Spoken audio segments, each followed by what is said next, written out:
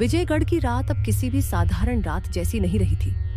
आकाश पर लाल चंद्र अपनी पूरी भयावहता के साथ चमक रहा था। सितारे मानो अपनी जगह से हिल चुके थे। हवाओं में तलवारों की गंध और जले हुए धूप का मिश्रण था।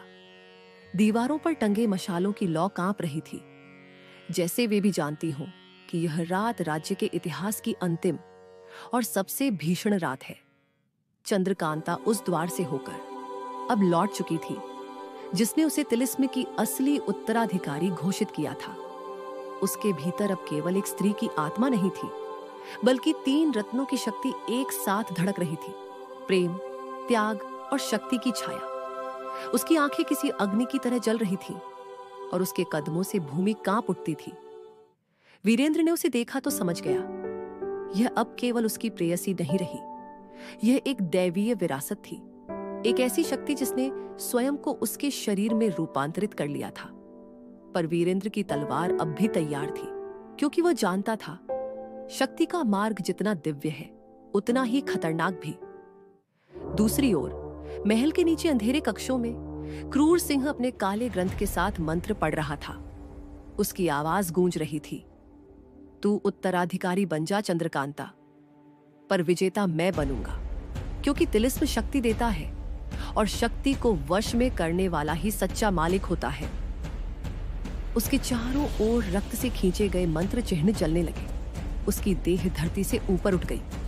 उसकी आंखों से लाल आग बहने लगी। धीरे धीरे उसका चेहरा मनुष्य से दानव में बदल रहा था। विजयगढ़ की दीवारों पर सैनिकों की हलचल बढ़ चुकी थी। नगाड़े बज रहे थे। नगर के लोग अपने घरों से भागकर छुपने लगे थे। आसमान से गिरते अंगारों की तरह जादुई चिन्ह चमक रहे थे। सब समझ चुके थे, अंतिम युद्ध शुरू हो चुका है। चंद्रकांता ने अपनी तलवार उठाई और महल की सबसे ऊंची बालकनी पर खड़ी हुई। उसकी आवाज गूंज उठी, मैं तिलिस्म की उत्तराधिकारी हूं, मैं इस राज्य की रक्षक हूं।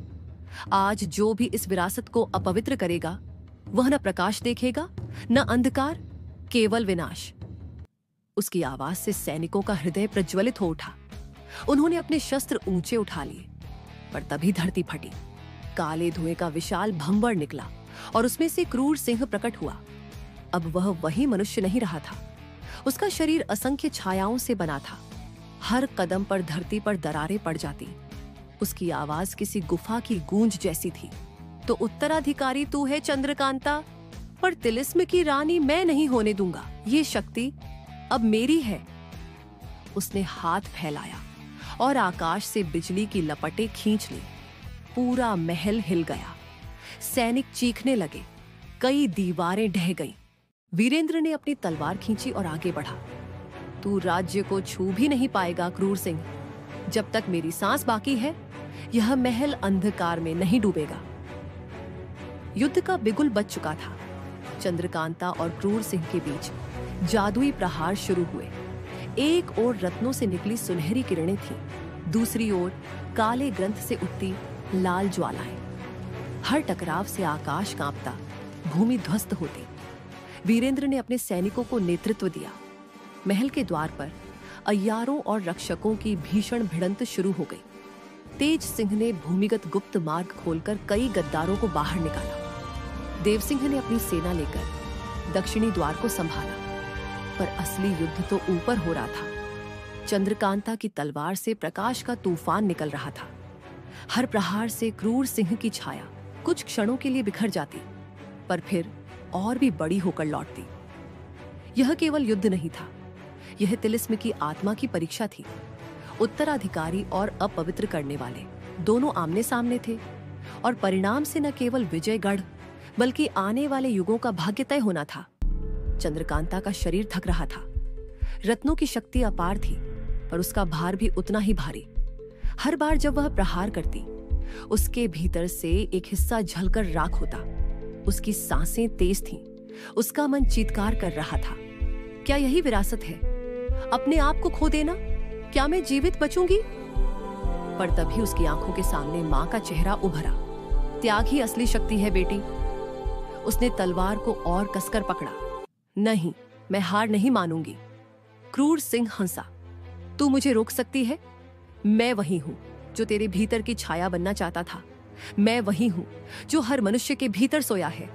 मैं लालच हूं, मैं क्रोध हूं, मैं अमृता की प्यास हूं। कोई मुझे नहीं हरा सकता।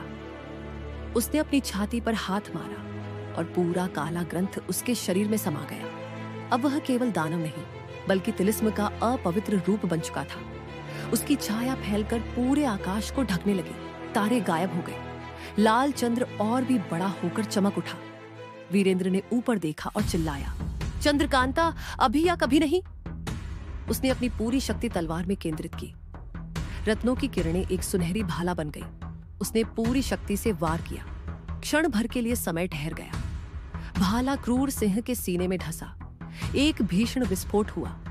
पूरा महल प्रकाश से भर गया। सैनिक गिर पड़े। आकाश कांप उठा। धरती हिल गई। जब प्रकाश धीरे धीरे शांत हुआ, क्रूर सिंह की चीख अब भी हवा में गूंज रही थी। उसका शरीर धुएं में बदलकर बिखर गया।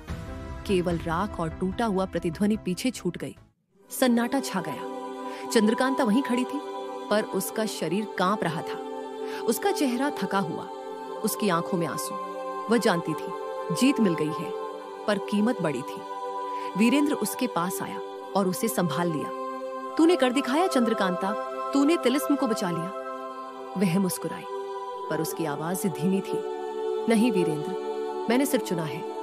तिलिस्म अब मेरे रक्त में है, और जब तक यह विरासत जीवित है, खतरा कभी समाप्त नहीं होगा।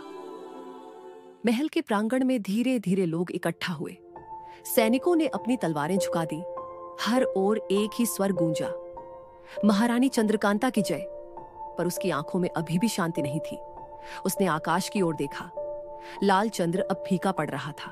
तारे फिर से लौट रहे थे, पर उसे पता था यह केवल एक युद्ध था। विरासत की परीक्षा अभी भी जारी है। युद्ध समाप्त हुआ, पर विरासत अमर है। चंद्रकांता अब तिलिस्म की उत्तराधिकारी बन चुकी है।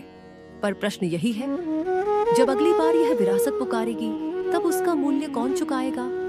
यह कहानी समाप्त नहीं होती, यह केवल रूप बदलती है।